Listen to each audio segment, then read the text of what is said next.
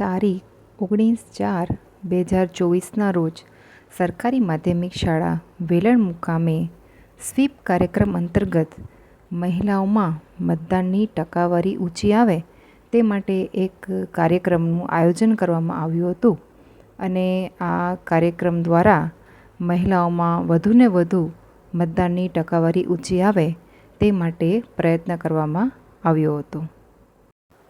Principal શ્રીના સ્વાગત પ્રવચન બાદ મારા દ્વારા તેમજ ધોરણ 9ની વિદ્યાર્થિનીઓ દ્વારા મહિલાઓને એ સમજાવવામાં આવ્યું હતું કે મતદાન કરવું શા માટે જરૂરી છે અને એમને એ સમજ આપવામાં આવી હતી કે વધારે ને વધારે માત્રામાં મતદાન કરવું જોઈએ. ચૂંટણી એટલે લોકશાહીનો તહેવાર, ચૂંટણી એટલે લોકશાહીનો ધબકાર. તો આ લોકશાહીનો અવસર જ્યારે આપણા વેલણ ગામના આંગણે પધારેલ છે તો આ અવસર રથનું આપણે હાર્દિક સ્વાગત કરીએ. અહીંયા મારી સાથે બધા 3 તાળી વડે સમગ્ર બધા વિદ્યાર્થીઓ તેમજ વિદ્યાર્થીનીઓ 3 તાળી વડે સ્વાગત કરશે.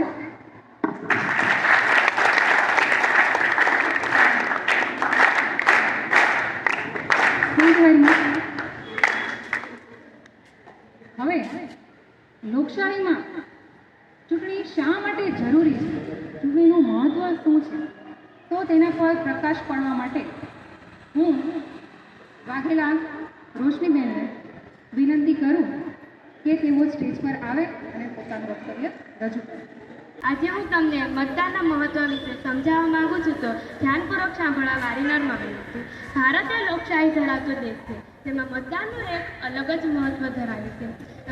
આપણા દેશના બધા જ નાગરિક મતદાન કરી પોતાની ફરજ બજાવે છે. ગામ હોય કે શહેર, દરેક જગ્યાએ મતદાન તો થવું જ જોઈએ, નહીંતર આપણા દેશના વિકાસમાં જોખમ આવી શકે છે. આપણા દેશમાં ઘણા લોકો એવા છે કે તે મતદાન કરતા નથી. તેઓ એવું માને છે કે આપણે મતદાન નહીં કરીએ તો શું મોટી વાત છે, શું ફરક પડવાનો, પણ તેમનો એક વોટ દેશ માટે કિંમતી ગણવામાં આવે છે. મહિલાઓનું મતદાનનું મહત્વ ખૂબ ઓછું જોવા મળે છે. તે ટકાવારીને વધારવા માટે દરેક મહિલાને મતદાન તો કરવું જ જોઈએ. હું અહીં ઉપસ્થિત વિદ્યાર્થી તેમજ વિદ્યાર્થીનીને જણાવવા માંગુ છું કે તેઓ તેમના મમ્મીને પ્રોત્સાહન કરે કે તેઓ મતદાન મથકે જઈને મતદાન કરે. તેમનો એક વોટ દેશની ઉન્નતિ નક્કી કરે છે. આપણો મત આપણો અવાજ છે. જો આપણે આપણા અવાજને સાંભળવો હોય તો તેમનો એક જ રસ્તો છે મતદાન. જો તમારો ધ્યેય દેશને સુધારવાનો હોય, આગળ વધારવાનો હોય, દેશને બદલવાનો હોય તો તમારી યાદીમાં મતદાન ટોચ ઉપર જ હોવું જોઈએ. એક સારા નાગરિકના 3 મહત્વના કામ હોય છે: સેવા, શિક્ષા અને મતદાન. તો મતદાન કરીએ અને પોતાની જવાબદારી પૂર્ણ કરીએ. આભાર. હસ્તુ. જય હિન્દ, જય. ખૂબ સરસ રોશનીબેન, તમે ખૂબ સારું વક્તવ્ય આપ્યું. હવે વંશ ભૂમિકા બેનને હું વિનંતી કરીશ કે તેઓ સ્ટેજ પર આવે અને પોતાનું વક્તવ્ય રજૂ કરે. વંશ ભૂમિકા બેન. દરેક વ્યક્તિને પોતાનો મત વ્યક્ત કરવાનો અધિકાર આપવામાં આવે છે. આ રીતે દેશની માટે સમજદાર અને જવાબદાર પ્રતિનિધિની પસંદગી કરવામાં આવે છે. તેથી દરેક વ્યક્તિએ મતદાન કરવું જોઈએ. આપણે કેવો નેતા જોઈએ છીએ આપણા હાથમાં હોય છે. આપણા મતનું દાન સૂઝબૂઝથી કરવું જોઈએ અને જરૂર કરવું જોઈએ. ભારતે મતદાનની આપણો મૂળભૂત અધિકાર છે. આપણા દેશમાં સાર્વત્રિક પુખ્તવય મતાધિકાર છે, એટલે કે 18 વર્ષથી મોટી ઉંમરના કોઈ પણ વ્યક્તિને કોઈ પ્રકારનો ભેદભાવ રાખ્યા સિવાય મતદાન કરવાનો અધિકાર આપવામાં આવે છે. લોકશાહી એ આપણા દેશની આગવી ઓળખ છે અને લોકશાહી ઓછું થવાનું મુખ્ય પરિબળ છે ઓછું મતદાન. લોકશાહીના મૂલ્ય ત્યારે જ મજબૂત બનશે જ્યારે દેશનો દરેક નાગરિક મતદાન કરશે. આપણો મત એ આપણો અવાજ. આપણે કહીએ તો છીએ કે આપણો મત એ આપણો અવાજ, પણ આપણે મતદાન કરીએ છીએ. જો આપણે મતદાન કરવું હોય તો આપણે આપણા અવાજને વધારવો પડશે. ભારતીય બંધારણમાં 25 જાન્યુઆરીએ નેશનલ વોટ્સ ડે ઉજવવામાં આવે છે અને ચૂંટણી પંચમાં મતદાન અંગે ઘણા અભિયાનો પણ ચલાવવામાં આવ્યા છે. અહીં ઉપસ્થિત દરેક વ્યક્તિને મારે એ જણાવવાનું છે કે તેઓ પોતાના મતદાન મથકે જઈ અને ખાસ મતદાન કરે. અને મહિલાઓને પણ મારે એ ખાસ જણાવવાનું છે કે તેઓ 7 મેના દિવસે પોતાના મતદાન મથકે પોતાના અમૂલ્ય મતનું દાન સૂઝબૂઝથી અને બહોળા પ્રમાણમાં કરે. જય હિન્દ, જય ભારત. ખૂબ સરસ Bhumikaben. Election commission of India, ભારતીય નિર્વાચન આયોગની થોડી રૂપરેખા આપવા માંગુ છું. ભારતીય નિર્વાચન આયોગ અથવા તો ભારતીય ચૂંટણી પંચની સ્થાપના આજથી 74 વર્ષ પહેલા એટલે કે 25 જાન્યુઆરી 1950ના રોજ થઈ.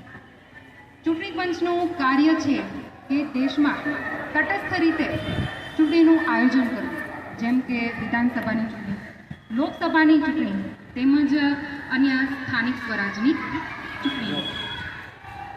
ભારત જેવા લોકતાંત્રિક દેશમાં મતદાન કરવું એ આપણો અધિકાર પણ છે અને ફરજ પણ.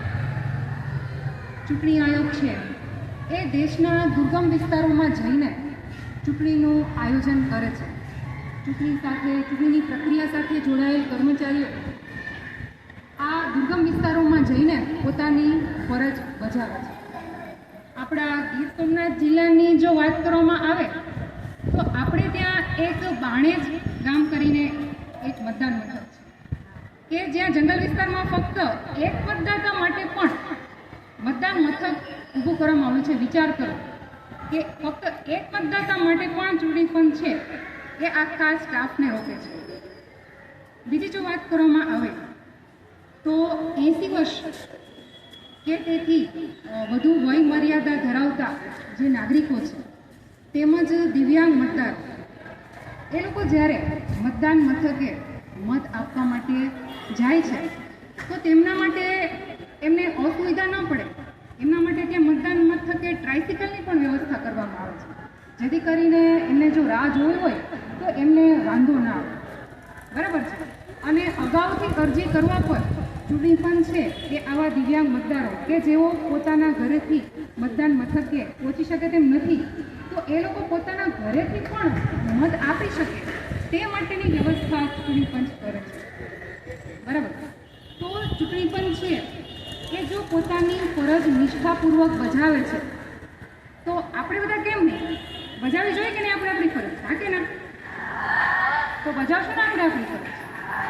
તો અહીં આવે દરેક વાલીને મારે કહેવાનું છે, ખાસ કરીને મહિલાઓની સંખ્યા આપણે વધારે છે. બરાબર.